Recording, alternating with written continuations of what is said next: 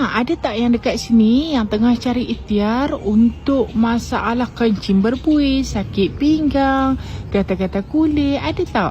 Kalau korang ada simptom-simptom buah pinggang seperti yang saya sebutkan, korang boleh cuba ikhtiar dan amalkan dengan jus tiara. Yang mana dalam jus tiara ni kita ada herba utama, iaitu kita ada orang kata akar tali hayat yang mana dia membantu untuk pulihkan simptom-simptom awal ke arah kerosakan buah pinggang. Kalau korang ada simptom-simptom tu, boleh cuba ikhtiar dan amalkan dengan jus tiara.